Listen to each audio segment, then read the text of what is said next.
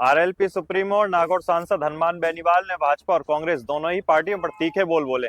बीते दिनों राजस्थान के सीकर में मीडिया से बात करते हुए हनुमान बेनीवाल ने भाजपा पर राजस्थान में जातीय विभाजन करने का आरोप लगाया। उन्होंने कहा कि भाजपा ने गुर्जर मीणा समाज को आपस में लड़ाया और जाट राजपूतों के बीच भी मतभेद पैदा किए। उन्होंने कांग्रेस पर भी निशाना साधा। बेनीवाल ने कहा कि कांग्रेस नेता सिर्फ हो हल्ला करके अपना समय बर्बाद कर रहे हैं। विधानसभा की कार्यवाही ठप होने पर उन्होंने नाराजगी जताई और कहा कि जनता अपने प्रतिनिधियों को इसलिए नहीं चुनती कि वे सिर्फ फोटो खिंचवाएं और हुड़दंग करें, बल्कि उनकी समस्याओं की आवाज उठाने के लिए भेजती है।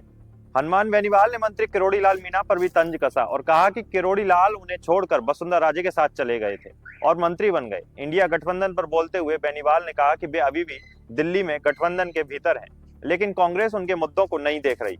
उन्होंने दावा किया कि राजस्थान में कांग्रेस ने ही गठबंधन तोड़ा है, जबकि उनकी ऐसी कोई मंशा नहीं थी।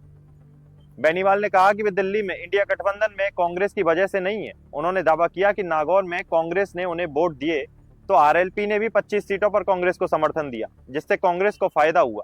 उन्होंने कहा कि कांग्रेस ने जैसे ही उन्हें दूर किया, वैसे ही कांग्रेस को कई सीटों पर हार का सामना करना पड़ा और उनकी जमानत भी जब्त हो गई।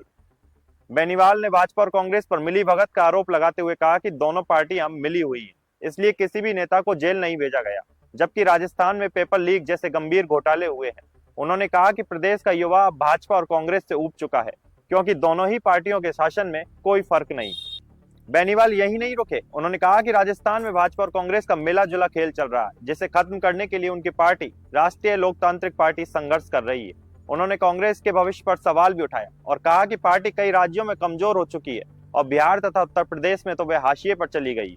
अब आगे देखना दिलचस्प होगा कि बेनीवाल के इन आरोपों पर कांग्रेस और बीजेपी दोनों ही दल किस तरह की प्रतिक्रिया देते हैं या फिर नहीं देते हैं।